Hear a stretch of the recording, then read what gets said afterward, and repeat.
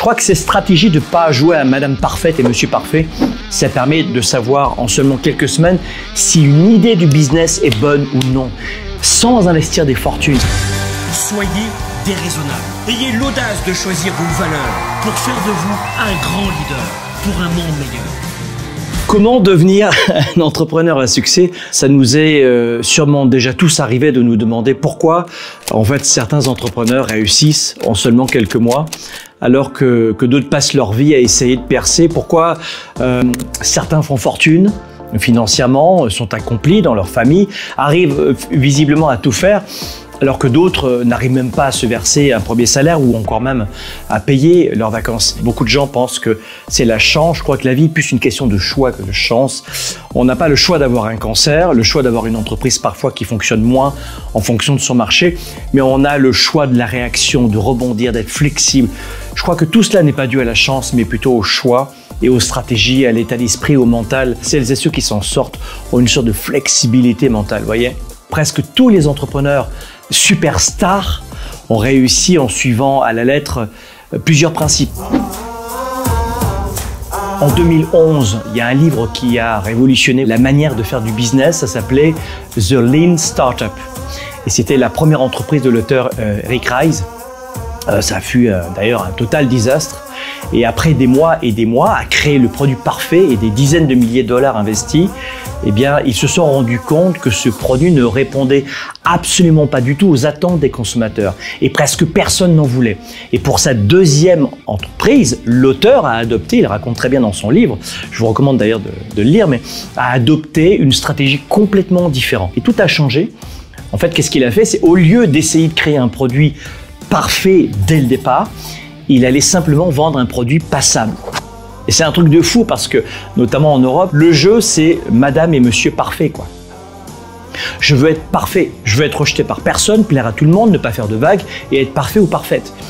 Et ça c'est génial parce que on voit que de l'autre côté de l'Atlantique, Canada, États-Unis, il y a une tendance qui est complètement aux antipodes. C'est qu'on fait limite du bootstrapping, on lance et on verra bien. Lui, ce qu'il explique dans ce livre, et c'est super, je trouve, c'est qu'il a fait le minimum syndical finalement. L'objectif étant d'améliorer le produit au fur et à mesure grâce au retour des clients. Mais il faut se lancer. Il faut passer à l'action. Et aujourd'hui, cette stratégie est utilisée massivement dans le monde, notamment des startups. Mais c'était pas le cas même au début des années 2000. Je crois que ces stratégies de ne pas jouer à Madame Parfaite et Monsieur Parfait, ça permet de savoir en seulement quelques semaines si une idée du business est bonne ou non, sans investir des fortunes, sans perdre du temps. Et c'est cette stratégie que je crois que les entrepreneurs aujourd'hui, à notre époque encore plus, devraient appliquer dans leur business, petite ou grande entreprise. Tu vois? Et beaucoup d'entrepreneurs attendent d'être à 110% prêts avant de se lancer. Hein.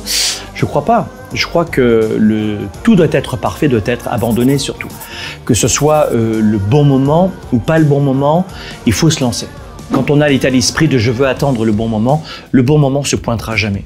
Il n'y a pas de jour de la semaine où il va arriver. Et la plupart des entrepreneurs ont toujours en plus le sentiment d'être rarement totalement prêts. La vérité, c'est que le perfectionnisme vient souvent de nos peurs, la peur de l'échec, la peur du rejet, la peur du regard des autres. Einstein a dit un jour « Montrez-moi quelqu'un qui n'a jamais échoué et je vous montrerai quelqu'un qui n'a jamais rien tenté ». Et c'est vrai, il ne faut pas fuir donc, ce que le grand public appelle l'échec. D'abord, l'échec n'existe que si on abandonne totalement.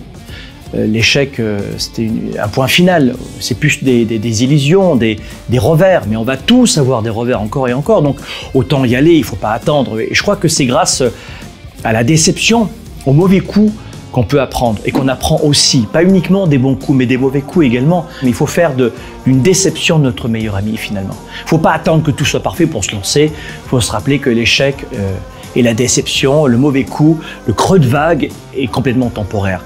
Mais en revanche, les regrets, eux, sont éternels. Et pour un entrepreneur, les regrets éternels, c'est juste impossible à digérer, quoi. Je veux me prendre une claque, j'y vais, j'avance et je me relève. Je crois qu'il y a bien trop de personnes qui repoussent toujours leurs rêves pendant des années et des années. Après, pour se dire « Ah, si je l'avais fait, ah, si j'avais su ». Non, non, les grands leaders, ils agissent vite et ça, c'est le premier point.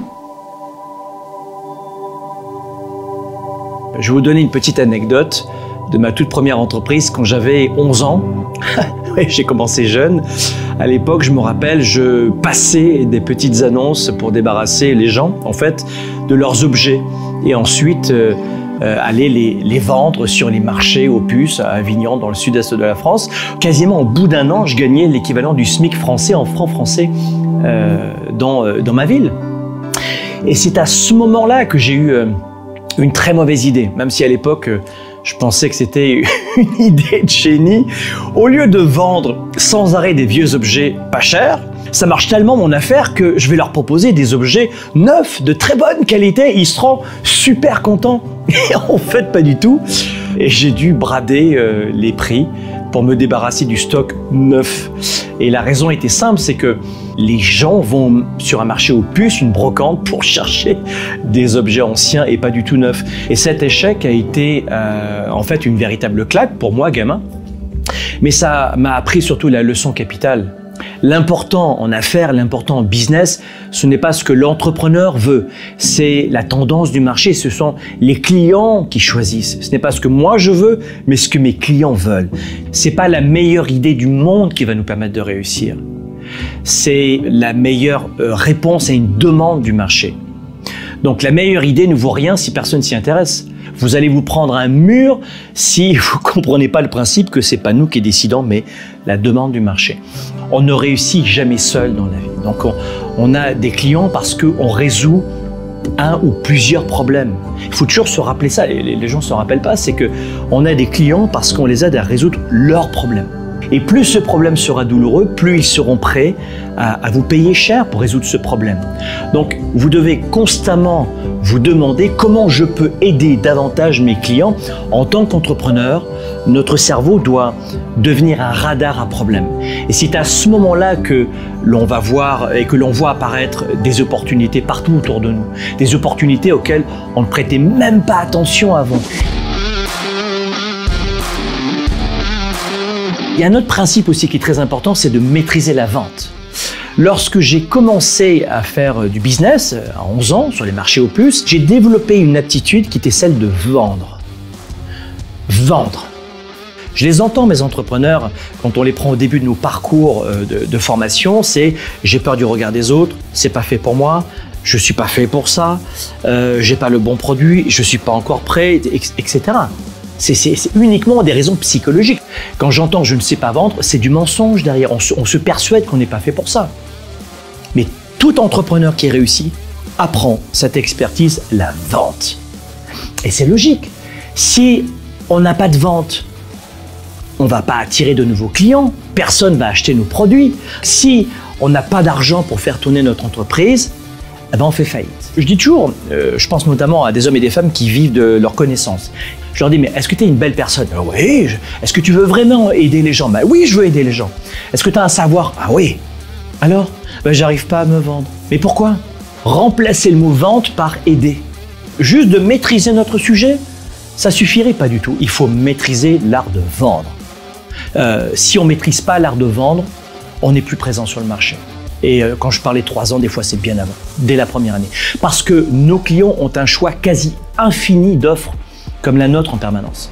Savoir vendre, c'est la compétence numéro 1, la première compétence que tout entrepreneur devrait avoir. Et comme toute compétence, ben, je vous l'ai dit, ça s'apprend. Personne ne naît vendeur. On a tous une propension à demander « Maman, je veux cette glace, boum, paf !» Et si je ne l'ai pas, je pleure, d'accord, allez, je te la donne. On a une propension à demander, mais ensuite il faut rajouter, quand on est adulte, de la stratégie, de l'expertise avec les bonnes méthodes. Et en seulement quelques semaines déjà, on peut décupler notre chiffre d'affaires juste en vendant mieux nos produits ou nos services.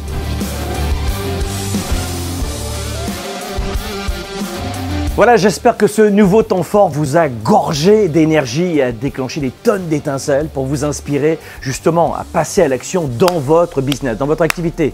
Mais avant de partir, j'ai un livret digital que je souhaite vous offrir. Ça va vous accompagner, vous aider, notamment dans le développement et la croissance de votre activité. J'utilise notamment ce livret moi-même tous les jours dans mes entreprises. On l'a intitulé tout simplement 25 questions stratégiques pour développer votre entreprise. Vous savez, votre capacité à penser, à planifier et à agir de manière stratégique va affecter vos ventes et la rentabilité de votre activité plus que toute autre chose que vous ferez. Une idée égale de l'or pour un entrepreneur. Et très souvent, un seul changement, ça peut entraîner une différence majeure dans vos résultats. Et ça, vous le savez. Justement, ce livret digital que je vous offre maintenant va vous aider à faire la clarté sur ce que vous devez faire dans une heure, dans un mois, dans un an, plus de vision. Pour l'obtenir gratuitement, dès maintenant, c'est simple, cliquez sur le lien.